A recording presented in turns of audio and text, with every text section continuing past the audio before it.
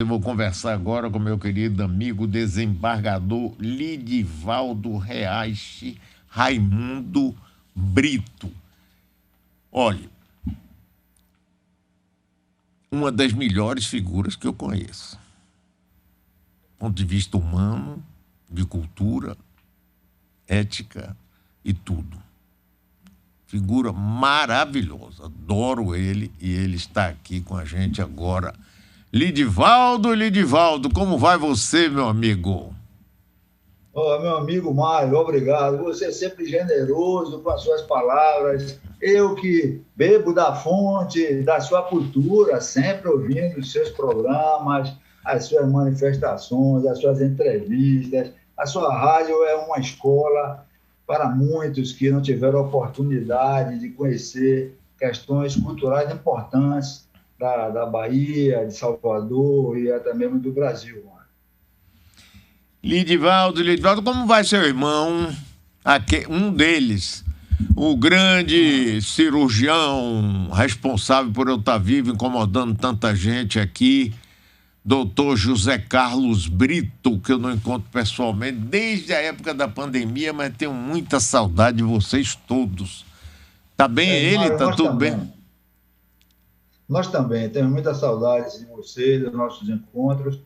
Ele está muito preocupado, porque ele é meu irmão mais velho e está a caminho dos 70 anos. Então, isso está abalando muito o emocional dele, mas ele está bem, vai levando.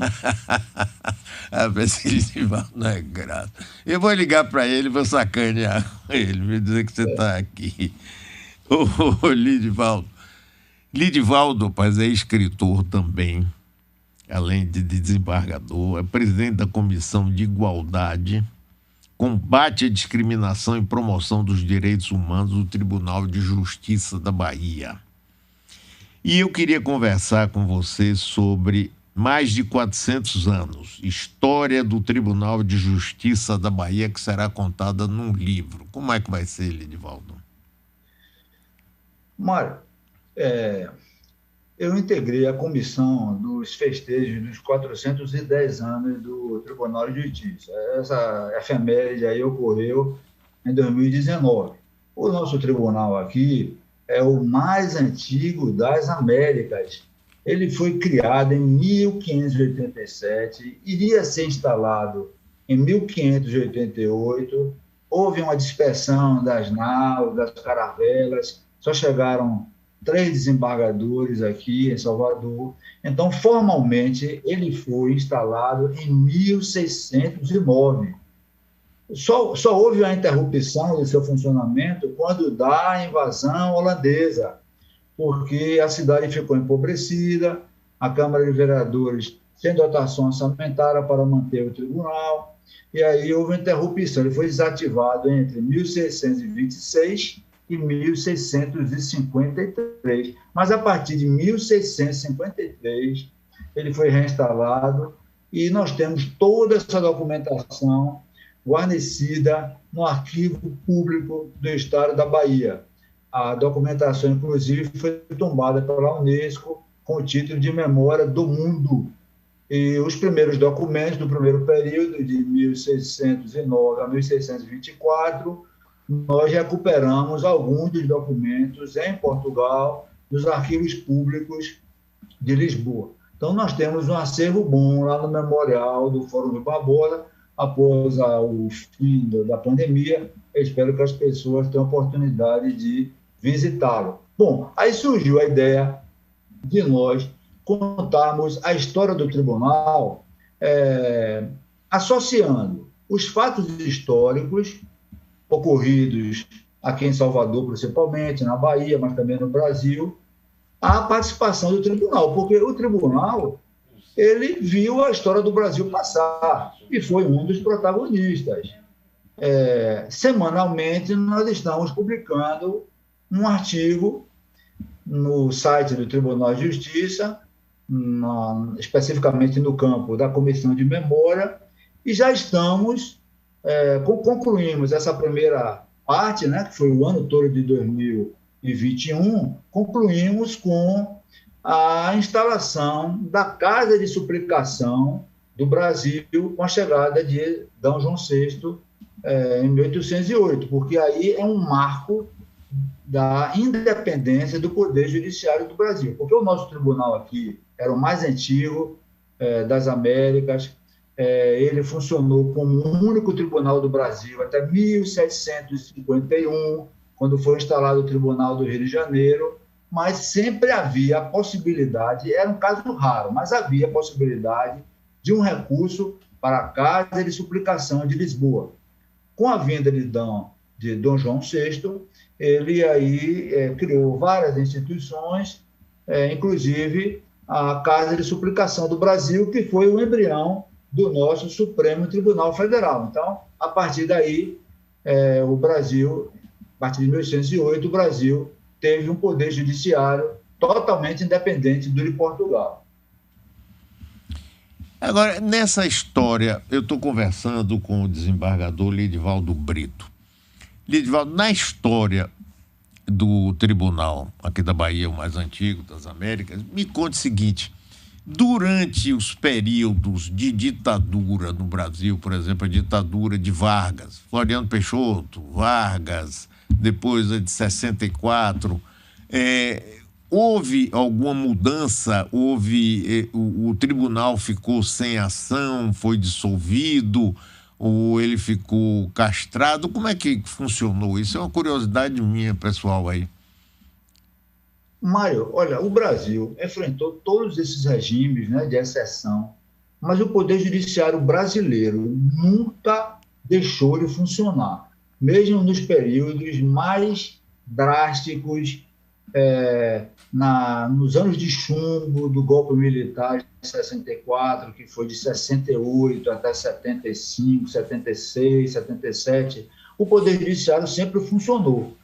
O governo militar, por diversas vezes, decretou o recesso do parlamento, do poder legislativo, da Câmara e do Senado, mas o Supremo Tribunal Federal nunca deixou de funcionar. Houve uma providência por parte da ditadura militar no governo Costa e Silva, que foi um ataque à independência do Supremo Tribunal Federal. Foi Sim. Quando eles tinham sempre uma prevenção contra os ministros que foram nomeados por Juscelino Kubitschek, por Jânio Quadros e por João Goulart. Então, eles não queriam esses ministros do Supremo. Então, eles aproveitaram e caçaram 3 ministros. Hermes Lima, o baiano, Evandro Lins e Silva, o grande tribuno que depois foi atuar naquele caso famoso de Doca Street, ele foi o advogado de Doca Street, né? Lembro. Aquele caso do feminicídio. Sim. Então, eu não me lembro agora o terceiro ministro do Supremo, mas o nome. Mas eles 3 foram caçados. Isso criou uma crise no Poder Judiciário. O presidente do Supremo renunciou, se aposentou. O outro que seria empossado também se aposentou. E até o baiano Adalício Nogueira, que foi o último desembargador da Bahia que foi guindado ao cargo de ministro do Supremo, foi o último que saiu daqui do Tribunal de Justiça para ser ministro do Supremo.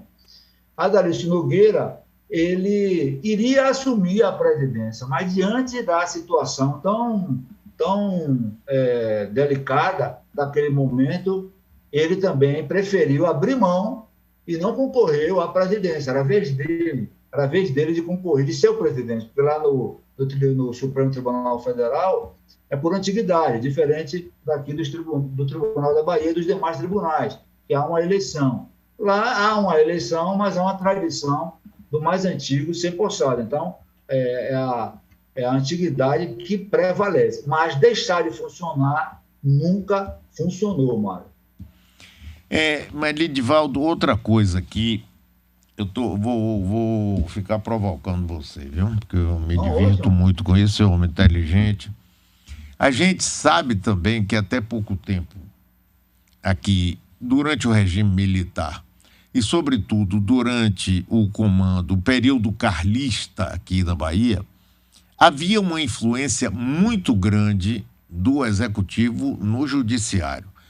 E o próprio Ministério Público, antes da Constituição de 1988, era como se fosse o chefe do Ministério Público. Eu conheci muito meu amigo Ivan Brandão, como se fosse um secretário de Estado, subordinado diretamente ao governador. E no caso de Antônio Carlos Magalhães, era conhecido que ele tinha uma grande influência no Supremo, ou no Judiciário aqui na Bahia.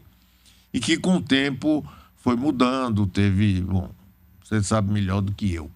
Então, essa influência política, por exemplo, o caso agora tentando correlacionar com a aprovação de 2 ministros do Supremo por Bolsonaro. A escolha desse último, que dizem, André Mendonça, que eu sei muito competente, eu não conheço, não tenho a menor condição de julgar, mas a escolha foi por ele ser terrivelmente evangélico. E ele vai para a Sabatina e diz que a Bíblia é fora, que dentro ele é laico. Chega até a defender, admitir o casamento de pessoas do mesmo gênero. E depois dizem que foi tudo fake, né? Que ele fez aquilo mesmo para ser aprovado, etc. Essa influência política nos tribunais, de que forma prejudica a justiça no sentido mais direto da palavra, Lidivaldo? Sua opinião sobre isso, qual é? Mário, querido Mário, essa pergunta é muito interessante, porque eu me recordo quando eu fui aluno de Jacques Tourinho, ele foi meu professor de Direito Constitucional, isso em pleno regime militar, mas era um professor muito corajoso e sempre tratava as questões relacionadas ao regime militar, denominando a Revolução de 64 como um golpe, né, naquela época que era até perigoso você falar sobre isso. Então, eu perguntei um dia, professor, por que os tribunais não têm a própria dinâmica de eleição, de escolha dos seus presidentes, isso antes da Constituição de 88, né? Então, até mesmo dos juízes, porque antigamente o governador nomeava até o juiz, aliás, nomeava o juiz e também promovia. Quando os juízes eram promovidos por merecimento, por antiguidade, saía um ato, era a Secretaria de Justiça e do Interior, daquele governo do Estado, que cuidava disso. Então, a Constituição, e ele me respondeu, olha, os constitucionalistas entendem que o Poder Judiciário não pode ficar também sem nenhum tipo de sistema de freio contrapeso, que seria a ditadura da toga. O Poder Judiciário ser autogovernável em todos os sentidos, nas escolhas e tal. Então, isso está previsto na Constituição desde a época republicana. Floriano Peixoto ele teve a audácia de nomear para o Supremo Tribunal Federal um médico e não foi aceito. Foi a única vez que houve recusa por parte do Senado em relação ao ministro do Supremo Tribunal Federal. Aqui na Bahia, você tem toda a razão. A partir de 1980, porque o pai do desembargador Pedro Guerra, Leitão Guerra, ele foi presidente do Tribunal de Justiça da Bahia. E ele foi eleito numa época em que o tribunal tinha independência para a eleição dos seus presidentes. Isso. Foi uma escolha ali entre os desembargadores. E no discurso dele, inclusive, que ele enfatizou a questão da independência do judiciário, criou uma celeuma com o governador à época, Antônio Carlos Magalhães. Eu acho que a partir da sucessão de Pedro Guerra, aliás, de Leitão Guerra, aí a partir aí de 1982, né, que o mandato ele é bienal, aí passou a ter, o grupo carlista passou a ter uma influência muito grande nessa escolha do tribunal. E aí, como consequência, já havia uma influência na escolha do desembargador, porque você mantém ali um órgão colegiado E aí você controla quem vai participar do órgão colegiado, quem vai escolher o presidente do tribunal, porque o presidente do tribunal ele tem a caneta. Então, quando o Estado precisa de suspender alguma decisão que é impactante para as finanças públicas, para a saúde pública, enfim, o presidente do tribunal ele tem esse poder de suspender os efeitos da decisão de um juiz. Então, é um poder muito grande. Então, sempre se prima aí pela harmonia. Agora, essa influência existiu durante muito tempo, até que quem rompeu com essa estrutura de influência carlista no Tribunal de Justiça foi o desembargador Carlos Alberto Dutra Sintra. Isso! Que exatamente. Desafiou o sistema e se candidatou, disputando com o candidato Amadis Barreto, que era o candidato de Antônio Carlos Magalhães, e aí Carlos Alberto Dutra Sintra se tornou um grande líder do judiciário. E aí nós temos aí um descolamento do Poder Judiciário em relação ao Poder Executivo. E, a partir daí, não houve mais nenhum tipo de influência. Também, logo depois, o PT assumiu o governo do Estado, tinha outro tipo de proceder, e hoje o Poder Judiciário, em relação à eleição do presidente, ele é totalmente independente e são os pares que escolhem. Agora, pelo sistema constitucional também, existem as vagas reservadas para o 5º constitucional da OAB e do Ministério Público. Então, para os ouvintes, né, que não entendem, vamos dar um exemplo. No caso, se o tribunal tivesse hoje 30 desembargadores, então 1/5 de 30 seriam 6. Então, 3 oriundos da OAB e 3 oriundos do Ministério Público. E assim vai. Então, a cada 4 vagas de promoção dos juízes, uma vaga tem que ser destinada ao 5º, por isso que chama-se 5º. Bom, aí, nesse caso, quem escolhe esses desembargadores é o governador. Foi o meu caso. Eu fui escolhido pelo governador Wagner. Pedro Guerra foi escolhido pelo governador Wagner. Então, nos últimos, acho que 16 anos, né, que o PT está aí no poder, os desembargadores oriundos do 5º Constitucional foram escolhidos ou por Wagner ou por Rui Costa. Então, Pedro Guerra, Nilson Castelo Branco, que vai ser agora o presidente do tribunal, Lorival Trindade, Júlio Travessa, Maurício Kessman, Roberto Franco. Então, todos esses foram, Regina Helena Ramos Reis. Então, todos esses oriundos do 5º foram escolhidos pelo governador. É a única forma de, vamos dizer, de interferência direta do governador em relação ao tribunal, mas por força da Constituição, é a escolha desses desembargadores oriundos do 5º Constitucional. Agora, na época da ditadura militar, aqui na Bahia, houve pressões sobre o tribunal. Mas, como esses crimes eram mais da justiça militar, os crimes políticos, né? Então o tribunal ele ficou mais preservado em relação a isso. Porque era a Lei de Segurança Nacional, era a justiça militar, a justiça competente para conceder a liberdade, porque nem habeas corpus era possível, mas para absolver, para condenar. Então o tribunal ficou mais preservado em relação a isso. Não houve nenhuma cassação de desembargador no período do regime militar instalado em 64. Pois é, Lidivaldo, olhe, eu fiz questão de fazer essa provocação exatamente para a gente rever um pouco, porque muita gente não conhece essa história, né, da força que Antônio Carlos tinha no tribunal e como, em que momento, e me lembro perfeitamente do papel fantástico desempenhado pelo desembargador Dutra Sintra.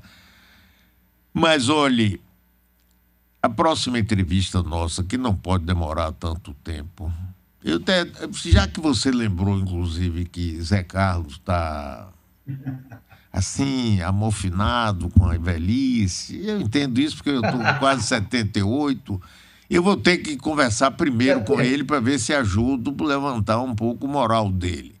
É verdade, Mas é a verdade. próxima entrevista eu vou fazer questão que você venha aqui, porque os nossos papos são ótimos. Eu adoro conversar com você. Um grande abraço e muitíssimo obrigado, meu amigo. Ô, Mário, é sempre um prazer. Nós vamos, inclusive, inscrever esse trabalho no prêmio que existe no CNJ, ligado ao Supremo Tribunal Federal, que é o Prêmio da Memória do Judiciário Brasileiro. Essa é a primeira parte. No ano de 2022, aí nós vamos entrar aí pelo Império, pela independência do Brasil, pelo Império, até a proclamação da República. E só para fechar, na época da proclamação da República, o tribunal, a composição do tribunal, ela foi dissolvida. Os republicanos não queriam mais os desembargadores da composição do Império. Aí sim houve uma ruptura no Tribunal da Bahia, houve uma nova composição. E o primeiro presidente, a partir de 1892, foi o conselheiro Luiz Viana, pai do governador Luiz Viana. Ele, conselheiro Luiz Viana, também foi governador da Bahia, né, e ele é o bisavô de Luiz Viana Queiroz, que é vice-presidente da OAB. Valeu, Lidivaldo. Um abração para você. Muitíssimo obrigado, viu? Obrigado, Mário. Foi um prazer, viu? Lembranças. Tchau.